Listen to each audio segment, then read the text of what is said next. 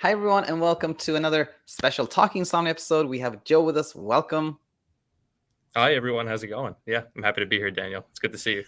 Likewise, so glad to connect with you. And for anyone tuning in, the backstory of this episode is Joe. You actually messaged me on Instagram, I and you did. actually volunteered to be a guest. And I was like, yeah, I would love to hear your story, which I actually know pretty much nothing about. So I'm really excited to have you here as a guest. Sure. But yeah, Yeah. the word is yours. Please go ahead and share your story, and then we'll discuss that. Awesome. Yeah. No, I appreciate it. No, so yeah, as you said, right, I did reach out to you first on Instagram. And I think, the timeline is a little bit fuzzy, right, about exactly, when that happened, right? But I think, it was one of these things where I was just really kind of, in the midst of this struggle, right, as we all know, and I think anybody watching this will understand. Um, and I can get into the details, but obviously I came across your work, your writings, your channel, and I was like, I need to reach out to this guy, right? I was kind of like lurking on the sidelines, just consuming the content and kind of absorbing it and understanding it, and I was like, maybe I should just reach out to the source, right? And knowing that you're kind of the wealth of information on this subject, right, and this topic. um, and yeah, I mean, as you said, in terms of volunteering, right, to do this, I had kind of vowed to myself that once things started to return to some sense of normalcy, as far as I knew it, I wanted to try and give back by making these videos, right, just because like they were so helpful to me, right, watching the kind of talking insomnia stories that you had recorded with everybody else. Um, I mean, those were kind of the source of comfort for me, right? It was kind of like whenever I would have, come off a rough night or a rough string of nights, I would look and see, okay, like, either return to some of the videos that I had watched or the podcasts I had listened to previously, or if there were new ones that were put out. And it was just, kind of this like constant yearning for reassurance, right? Just this understanding like it's not just me, I'm not alone, right? Like there are all of these other people that have experienced very much the same thing, because I don't think that there was really anybody kind of like in my immediate social circle who sort of understood or was dealing with exactly the same thing.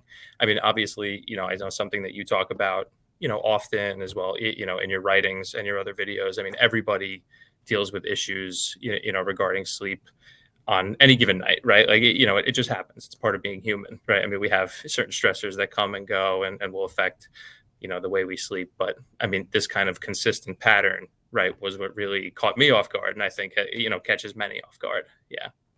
100%. And you're describing which has become a really beautiful, virtuous cycle, which is people tuning into these success stories or talking insomnia episodes and find them really, really helpful. And then Yeah.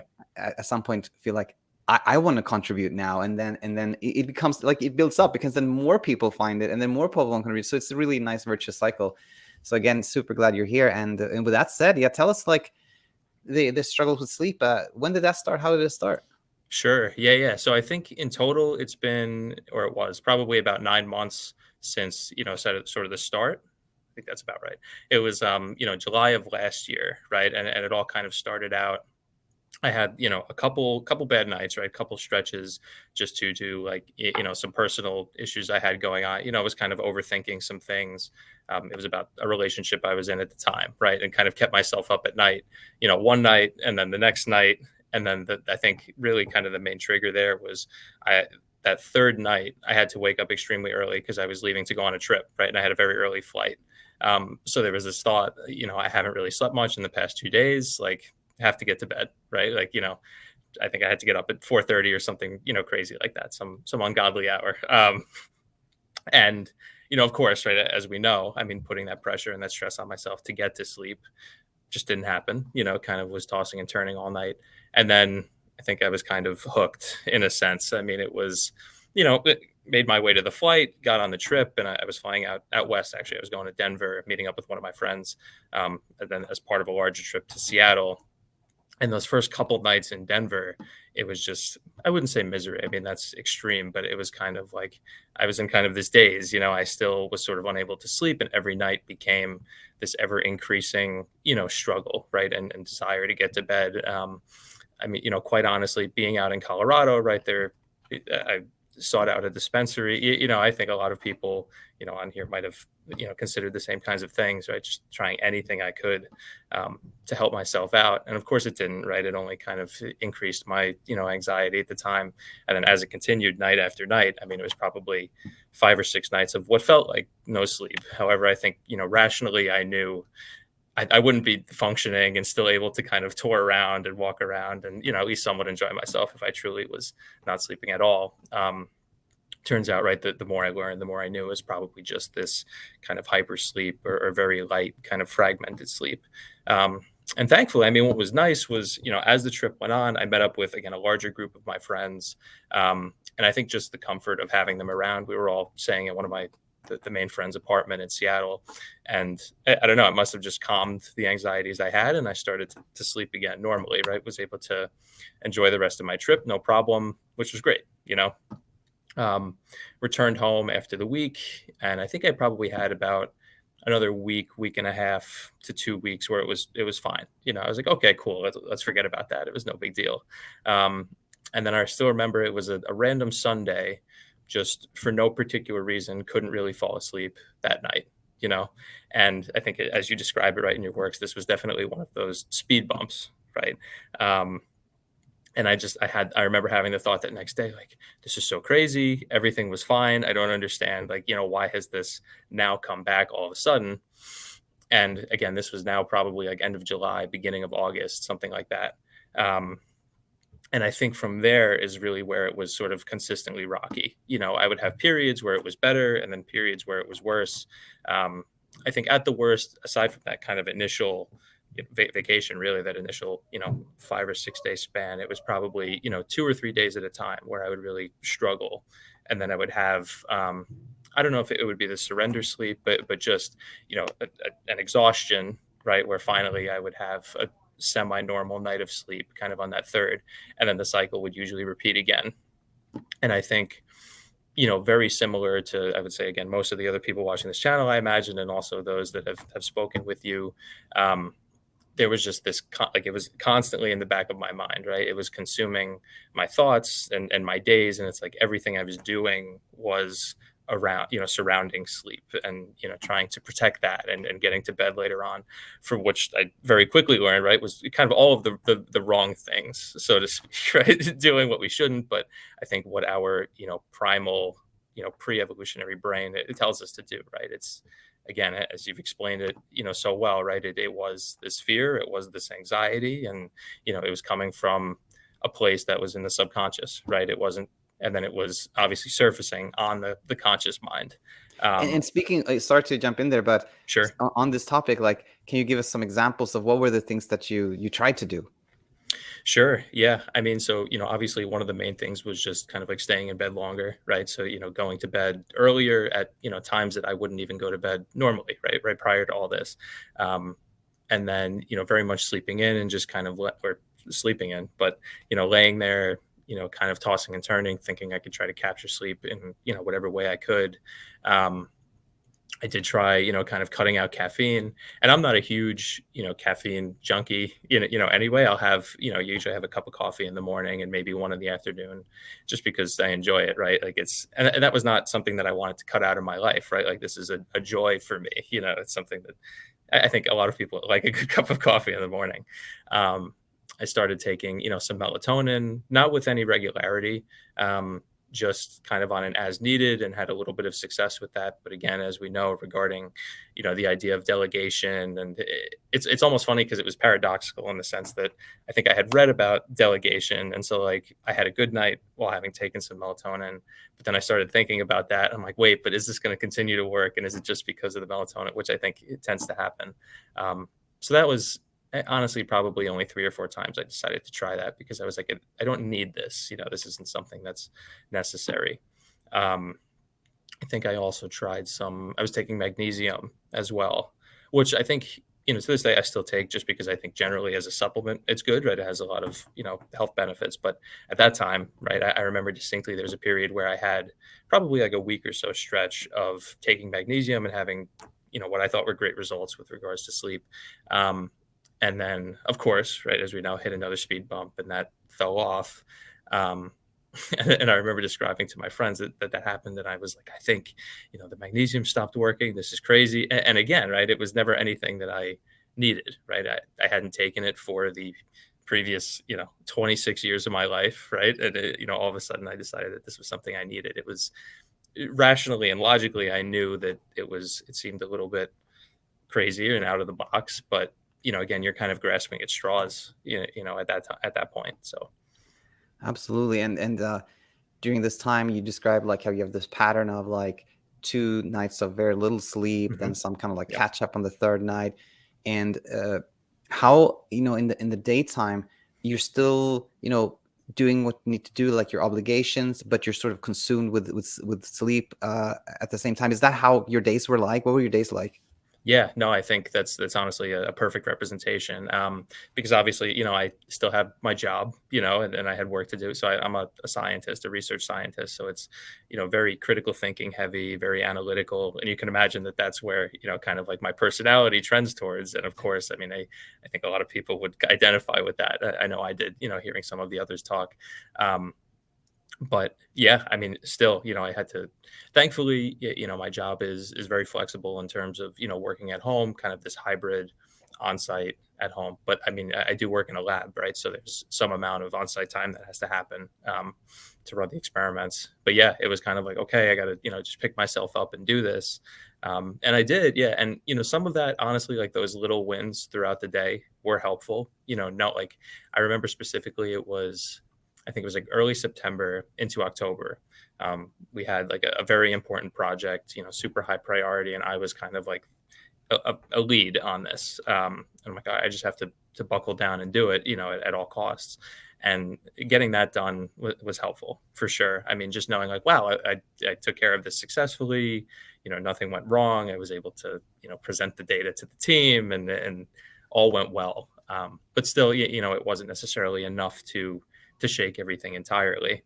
Um, but yeah, I still managed to try and like work out and exercise most days. I think that was habitual for me, and I knew like, okay, if I'm taxing my body, this was my mentality, if I'm taxing my body by getting such little sleep, I should still try and stay healthy in terms of, my diet and exercise. And also with the thought that exercise usually breeds exhaustion, right, throughout the day. So that was a little bit of the hope. But no, you're entirely right. Yeah. Just slogging through, the best that I could. So I totally hear.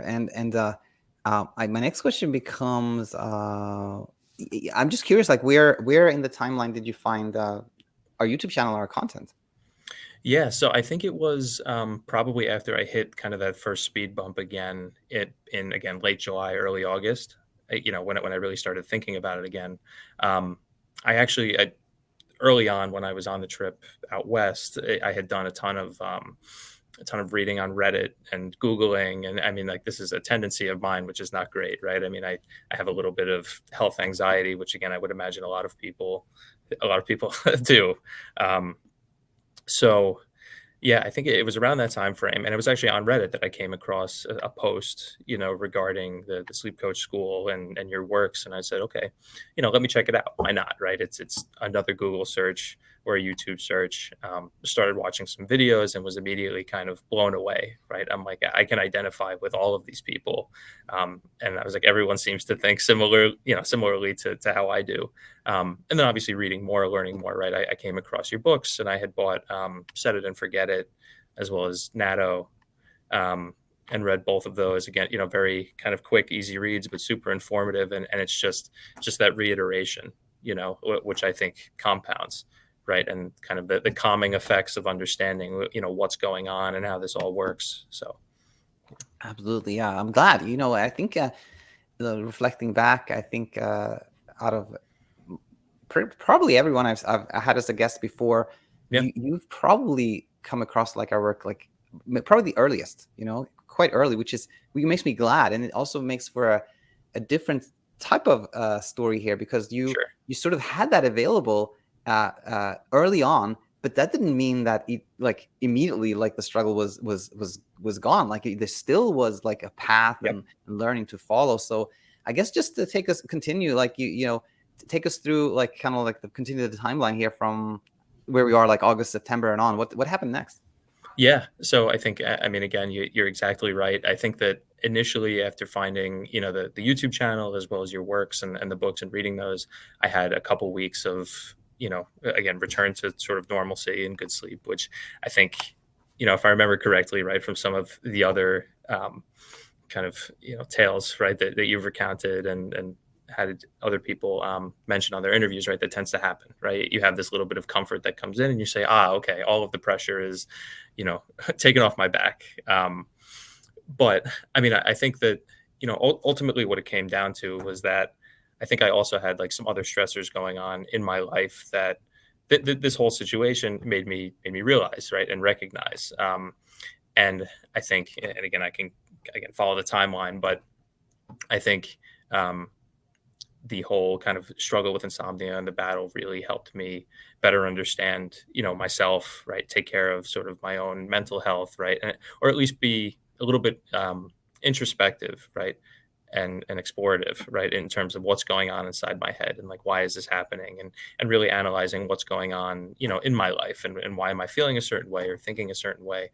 Um, but just kind of again returning to the timeline, not to jump around, yeah, I mean through kind of September, October, I think it was still just sort of this cyclical pattern, and I think at that point I was kind of just like going through the motions, again, like fulfilling my obligations to work and everything else, but just kind of existing rather than living, is at least how I felt at the time.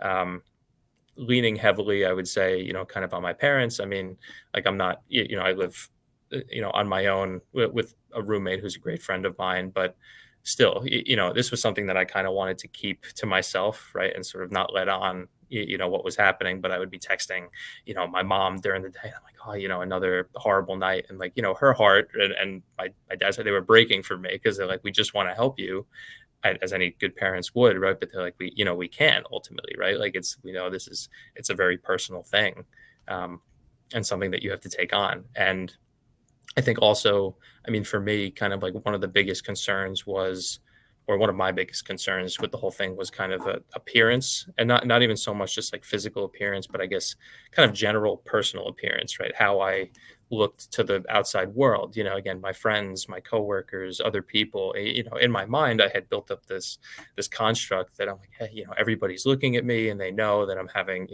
such a hard time at home, getting to sleep, and, like that I'm here at work, struggling and I'm lazy. But in reality, I think everybody was still, I mean, right, I never received any commentary from anyone, right?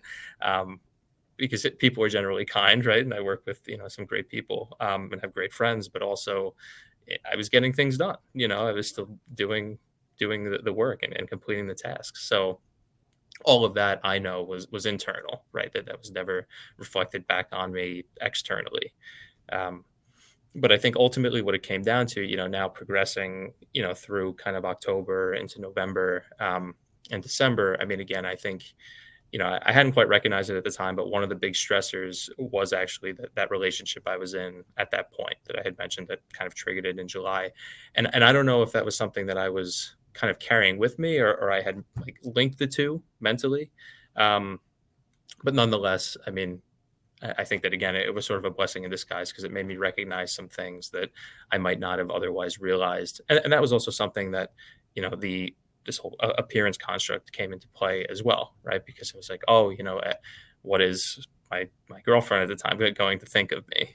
Like, and all it was all me, right? It was all internal. So, and then Yeah, yeah, thanks for please. sharing that. And it's the timing is very interesting here because I just wrote a newsletter last Friday about what we call appearance insomnia, because there was this That is new coincidental. Yeah. aspect to it that I hadn't really realized, but somebody brought up to me, and when I heard it, I was like, of course. I'm like, how did I never see that before? But I'll share it with you and have your comments on it. So in the past, when somebody said I'm concerned about my appearance, I would go to this teaching around like, okay, maybe you can kind of challenge the idea, like, is it really true?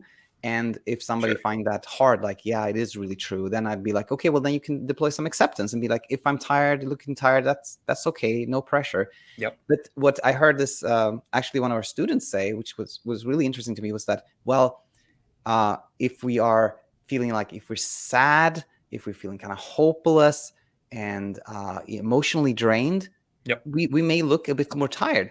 And that was like an aha moment for me, because like, aha, it's not like sleep makes our pores different or skin tone different or like that. But Yeah. yeah, if we're kind of looking like this, we can look a little tired. But it's nothing to do actually with how much we slept. It's again kind of just how we interpret it and how we think about it, which again can take pressure off of sleep. But I'm just curious to hear your thoughts on this teaching, and if it makes sense.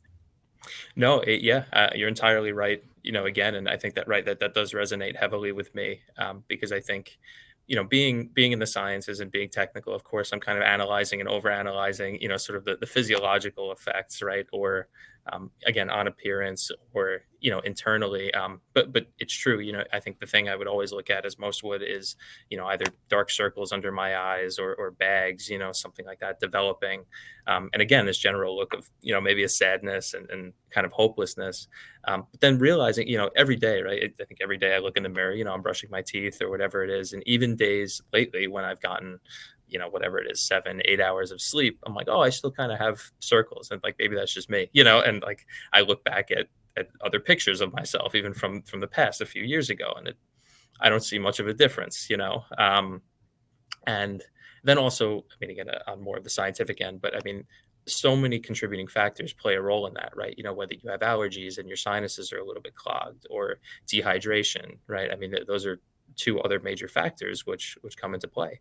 Um, and it's just interesting. I mean, like, I was trying to spin this in such a way that I could better understand, kind of the human body, the human mind, and um, I think it really did help with that, kind of tremendously. And that's how I think that was sort of my form of acceptance, right? Nonetheless, I mean, I think, in the thick of it, though, I still was, starting to overanalyze possible health effects, as I was saying, certain things with regards to, like, I think they call it's leptin resistance or insulin resistance, related to your kind of hunger hormones and eating and digestion, and the effect that excess cortisol has on the body, and you name it, right? Like, just kind of running the gamut of all of the possibilities. But then I would always come back to everything you would say regarding that. And that's why I loved, the times when you would read, certain scientific studies that would come out, right, or comment on articles and kind of review them. And obviously, having read, it's what I do for work, right? Having, read a number of scientific articles on a daily basis, exactly. I mean, more often than not, the data that goes into these publications is, in part factual, but it's often, skewed in a sense that makes it, kind of appealing, right, to draw certain conclusions, and also to get it published in a journal, right, which Exactly. is, in some ways it's not so detrimental, right, depending what it is, but in others it can be, right, because especially when it's coupled with some kind of an alarming tagline or headline. Yeah. Absolutely. Okay, well said. And I'm glad in my mind. I'm like, oh, this is perfect. This is gonna be the episode I refer everyone with this, the appearance insomnia too. Like we had such a nice Yeah. discussion about that right now. I love that. That makes me happy. Yeah.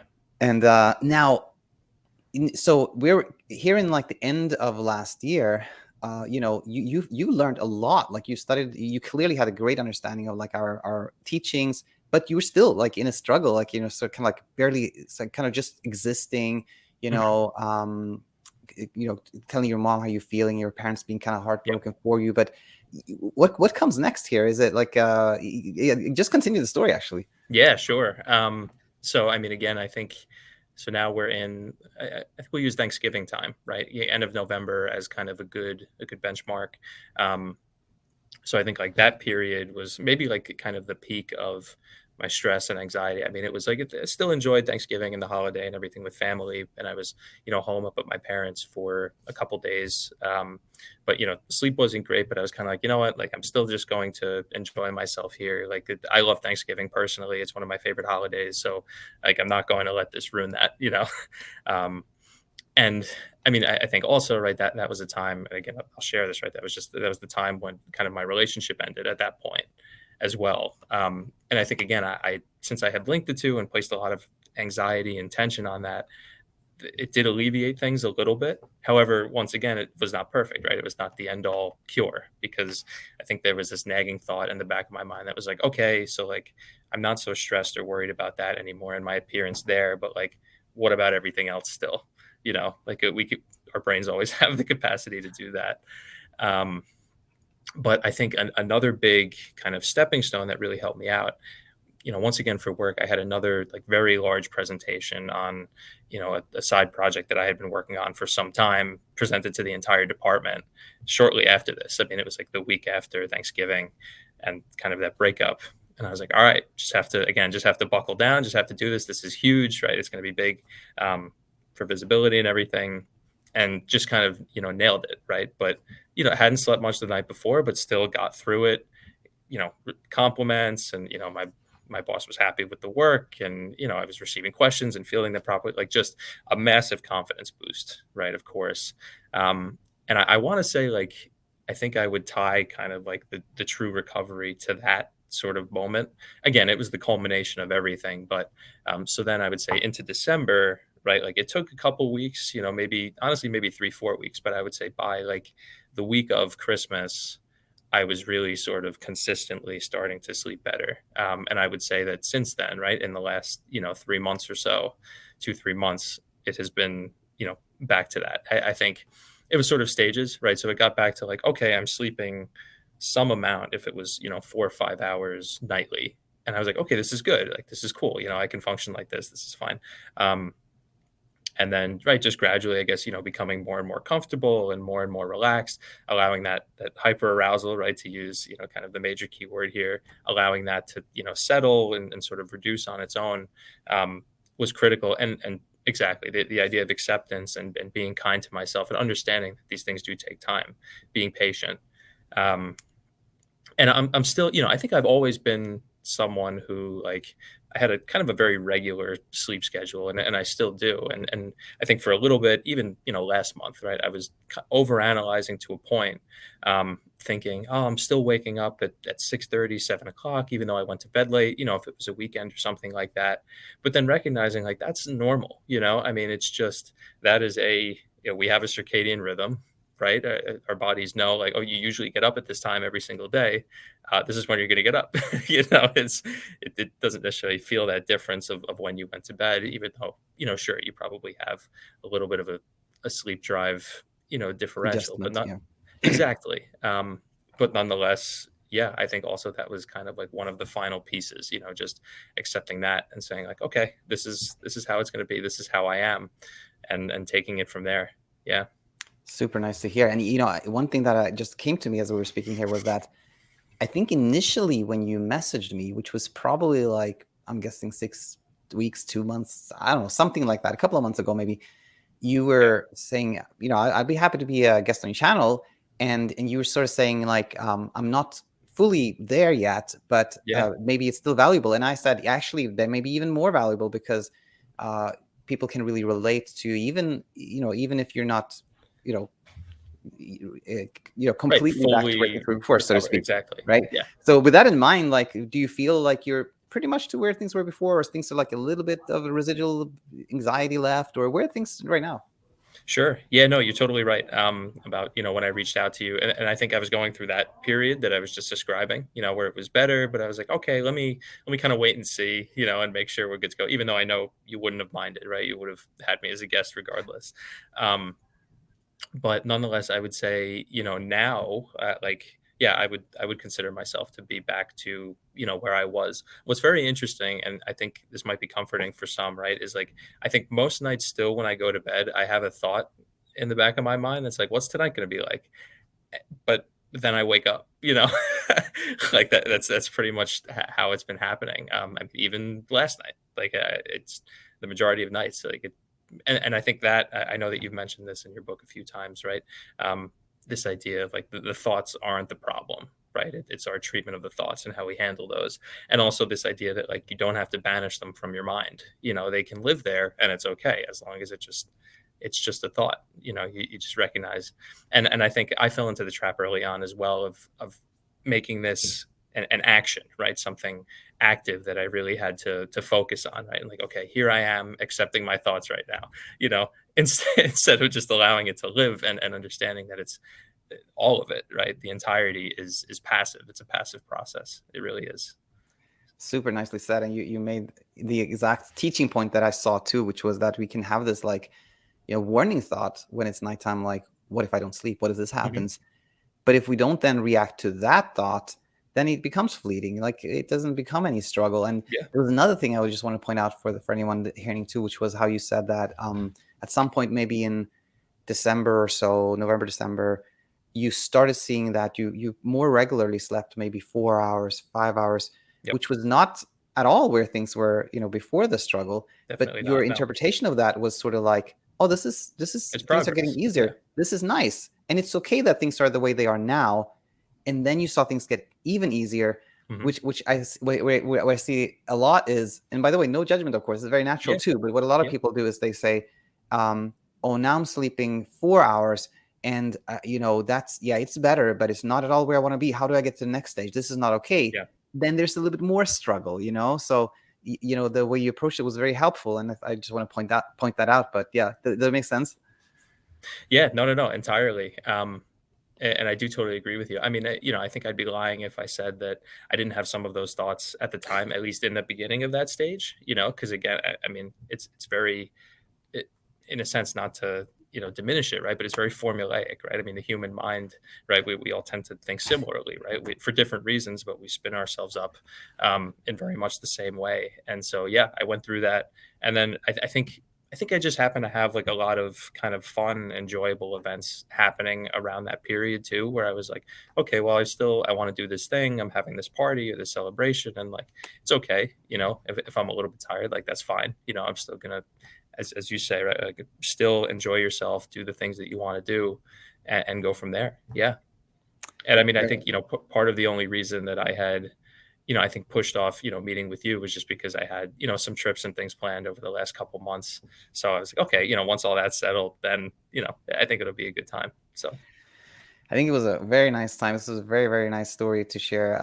And my two last questions, which you probably know which they are, yeah, I'm is familiar. Yeah. firstly, this one, if you could, go back to yourself when this was, a real struggle, and tell yourself something, what would you pick? Yeah. I mean, I think this is probably kind of like the pat answer, right? I know I've heard it, so many times, but it's really a matter of just, be kind to yourself and, really try and treat yourself as if you were talking to a friend, right? Or if you were trying to comfort a friend who was going through this. Um, I think, as I had mentioned, earlier, right? This entire, I don't know, process or situation or struggle, set me on a little bit of a journey, right, regarding my own mental health, and obviously a lot of the same premises and ideas come up, right? Acceptance and kindness, and this was just again reiterated time after time. So that's, and I didn't quite understand what that meant, for the longest time. But then when I would think about it, it's so true, right? I mean, I like to think, like a genuinely kind of kind and caring person, and it's true. Like if somebody else was going through this, I would treat them with, extreme compassion, right? And try to help them in whatever way I could. And it was, again, less of an active effort on my part to try and do that. At least in the beginning, it was active, right? Like, okay, be kind to yourself. But, then it was, again, just sort of allowing myself to do that, if that makes sense. It's, again, just this passive nature, passive Yeah, effort. Yeah. that makes total sense. And you sort of maybe already answered the second question, which would be, what's this process, this struggle, this journey, has it taught you things that apply to other areas of life? Yeah, I think that, largely for one, again, I've mentioned it, many times, but just understanding what I'm capable of, like it really is probably one of the largest struggles or most prolonged struggles that I've ever dealt with. And it probably brought me to, maybe the darkest place that I've ever been to, mentally, mentally, physically, emotionally, not understand, like your body, it does start to react in different ways, right? And, if that's the result of the stress or the hyper arousal. I mean, I think probably one of the most unsettling things early on was, and I bet many people can relate, was still like, as the day would go on, I would be tired cyclically, right, throughout the day, as we usually do. But then it would be, kind of very late at night, I would say, maybe 12, 1 a.m. And I would get this boost of energy. And I'm kind of like, this is ridiculous. You know what? I've been up for, how long, or it's felt like I've been up for how long. So like, I should be going to bed now. Why am I not? when especially, if I was sitting with friends or family and everyone's like, okay, they're yawning or falling asleep on the couch and, that getting ready for bed. And I'm like, okay, I guess I'll do the same. And I think that plays into, something that I know you talk about a lot is just this idea of of listening to your body, right? I used to be not strict, but like I had, a pretty standard bedtime. And now, like, I think it's a little more flexible, a little more loose, but I don't mind it. I'm like, okay, like if I stay up reading this book or playing this video game or, again, just like hanging out with my roommate, like it's no problem. And again, I think this thought that even if I go into tomorrow with a little less sleep than I desire, like it's okay. I've done it how many times like that. Now I kind of reflect on the experience I've had and I just think about like, okay, I've done that. I've been there, done that. Like this is no problem. I mean, I think it was even late last week. I had a night where like just was kind of tossing and turning. But the next day I was like, okay, this exactly have a little extra coffee. I still came into work. I had a productive day. Um, I think even in the meantime, right? Like I've been able to, I mean, more so lately, but been able to kind of pick up, old hobbies that I had maybe put on hold or really build on hobbies that I've wanted to. Um, and even when things were still a little bit difficult, I think I made a point to try and stick to those, right? Find the enjoyment because, right, we shouldn't sacrifice ourselves for this because I mean, we still are who we are. Yeah. Always, always, always, and that's perfect place to end here. Yeah, I want to say again, this is will bring so much value to the community. So glad you were a guest, Joe. So I'll just say thanks so much and stay in touch. Yeah, for sure. Thank you, Daniel. All Appreciate right, it. bye everyone.